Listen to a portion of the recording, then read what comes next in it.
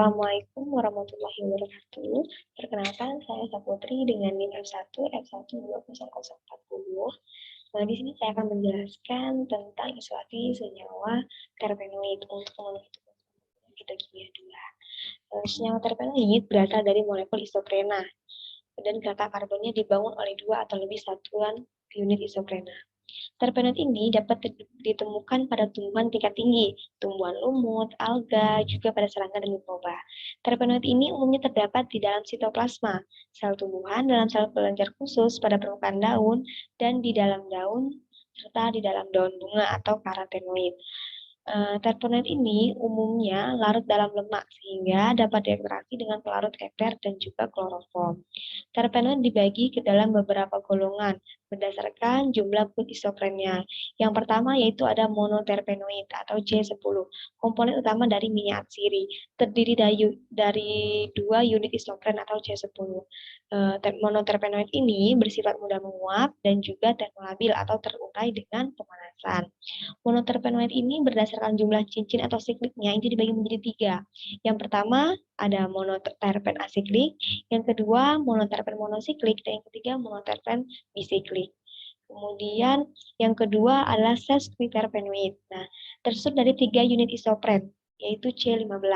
Sesquiterpenoid terdapat sebagai komponen minyak atsiri atau memberi aroma pada buah dan bunga. Beberapa kasus bersifat antimikroba dan insektisida sehingga berpengaruh pada sistem pertahanan kimia organisme penghasil. Sesquiterpenoid ini yang penting dari sudut farmaseutik adalah produk anti malaria atau aretromycin dari Artemisia annua atau Decaengoplan atau Asteraceae. Kemudian sesquiterpenoid ini berdasarkan jumlah cincin dan juga siklik atau siklik itu dibagi menjadi 2, yaitu sesquiterpen asiklik dan juga sesquiterpen monosiklik. Sesquiterpen asiklik ini contohnya farnesol. Nah, kemudian sesquiterpen monosiklik itu contohnya zigiberena. Kemudian yang ketiga adalah kita akan membahas tentang diterpenoid. Diterpenoid ini memiliki kerangka karbon C20 berasal dari 4 satuan isoprena. Karena titik didiknya yang tinggi, maka diterpenoid ini tidak mudah menguap. Diterpenoid juga mencakup beberapa senyawa golongan hormon tumbuhan yang dikenal sebagai giberelin.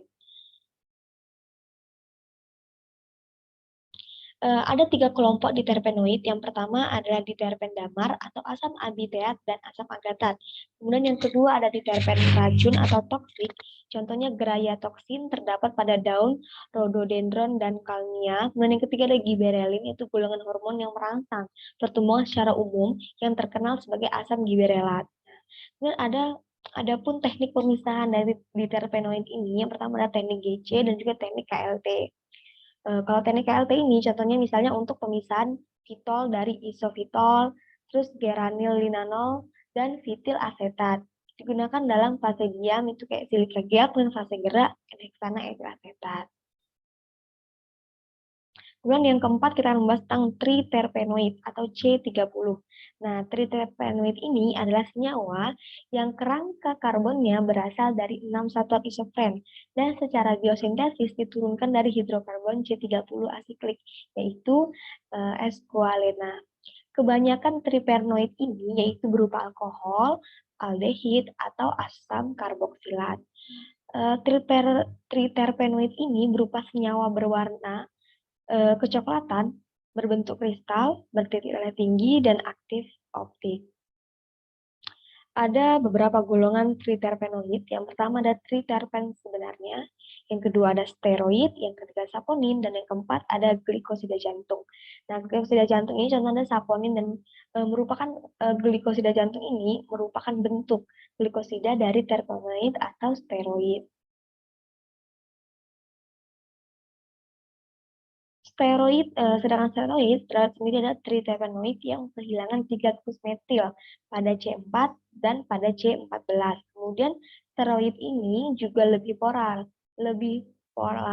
Kemudian sterol dari triterpen yang kerangka dasarnya sistem cincin siklopentana.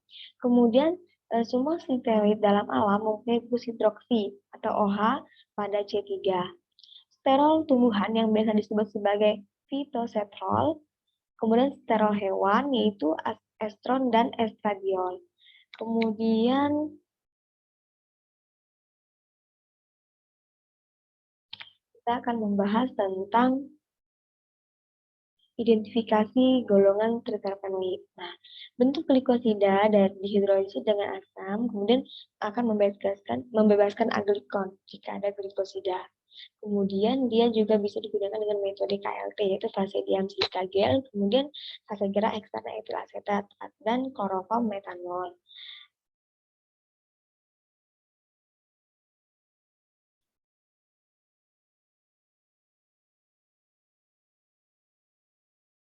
Kemudian yang kelima kita akan membahas tentang tetraterpenoid.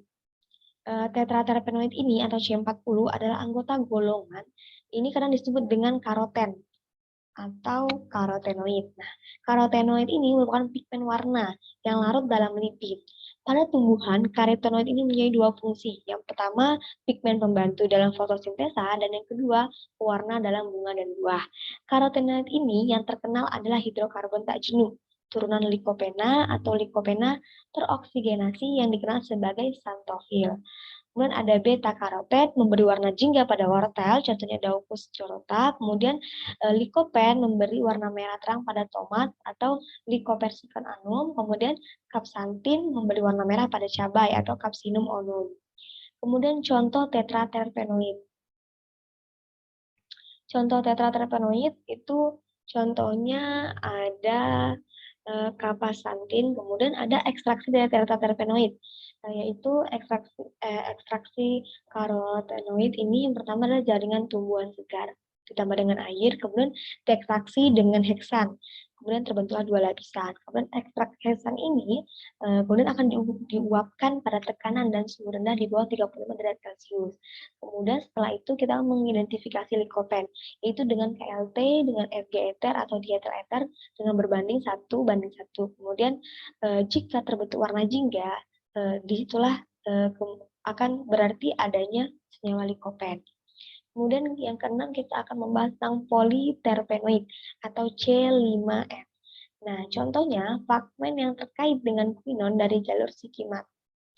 Yang pertama adalah ubiquinon dengan rantai samping C40 sampai C50, kemudian plastoquinon dengan rantai samping umumnya C45, dan menaquinon dengan rantai samping hingga C65. Polyisopren lebih panjang ditemukan pada polimer alami, contohnya karet atau Hevea brasiliensis, dan gutapercha, contohnya palaquin guta. Baiklah, itu saja yang bisa saya sampaikan. Lebih kurangnya saya mohon maaf. Wassalamualaikum warahmatullahi wabarakatuh.